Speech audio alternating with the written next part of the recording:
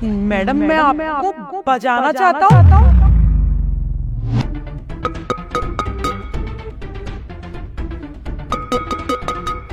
अबे ओए रुक, ओए रुक, भागते रह। इधर आ। क्या बकवास कर रहा है ये तू?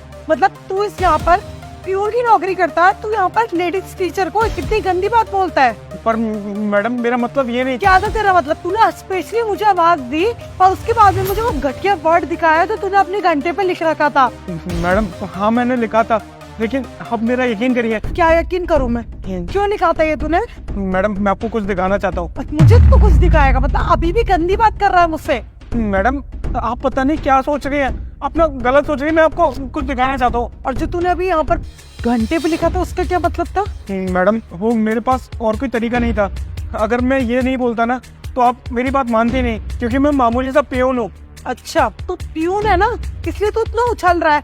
मैं प्रिंसिपल सर के पास में जाऊंगी ना, और जब तेरी कंप्लेन करूंगी ना कि यहाँ पर फीमेल स्टाफ किस तरीके से देखता है और किस तरीके से उनसे बदतमीजी करता है ना, 2 मिनट में ना तेरे को निकाल के स्कूल से बाहर फेंक देंगे वो। मैडम ऐसा मत करिए। मैडम मेरी बात तो मानिए। बता क्या बात है? मैडम आप बस मेरे साथ आइए। तेरे संग?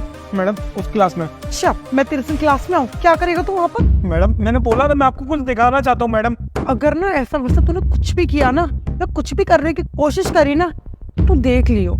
चल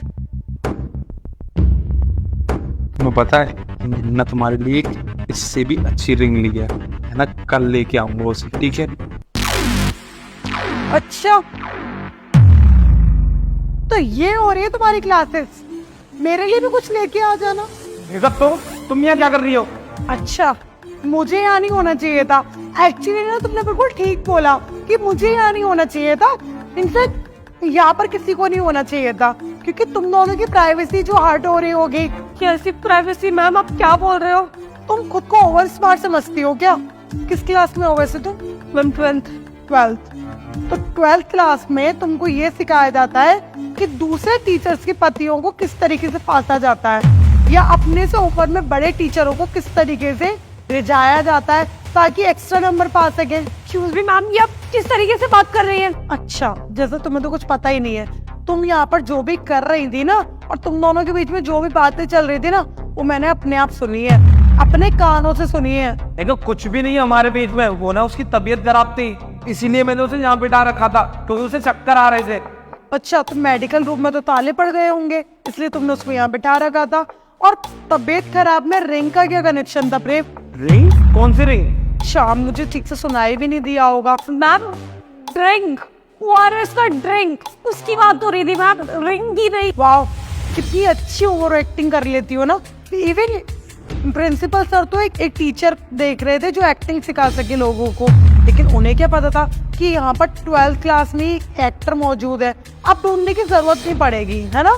तुम खुद सच बताओगी या फिर मैं तुमको अभी की अभी रस्टिकेट करवाऊं तुम्हारे पेरेंट्स को बुलाकर?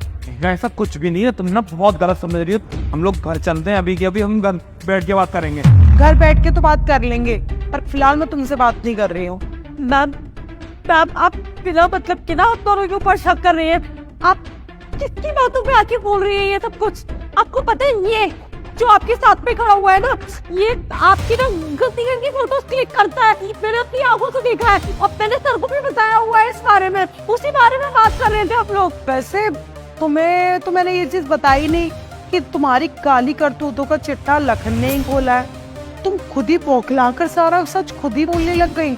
उसको फंसा रही हो क्या आप?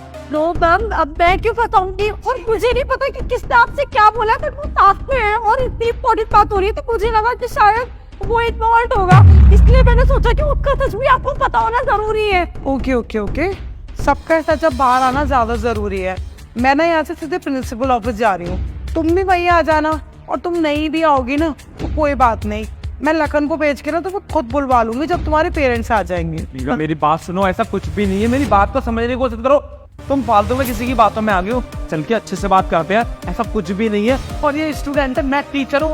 वही तो, एक स्टूडेंट और एक टीचर के बीच का रिश्ते को ना तुम जैसे घटिया लोग खराब कर रहे हैं। और प्रेम अभी भी तुम झूठ बोले जा रहे हो। तुम इसके साथ में यहाँ पर बैठ एक डिस्कशन कर रहे थे, तुम क्या डिस्कस कर रहे थे और तुम इसके साथ में यहाँ बैठकर क्या कर रहे थे ना, वो मुझे अच्छे से पता है।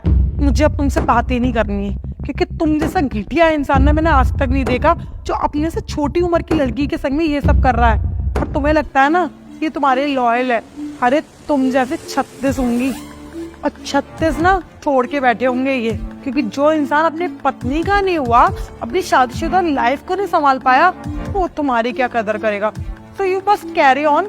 मिलते हैं प्रिंसिपल ऑफिस में। कौन सा प्रिंसिपल ऑफिस, कैसा प्रिंसिपल ऑफिस? अरे मुझे क्यों लेकर जाओगे आप प्रिंसिपल ऑफिस?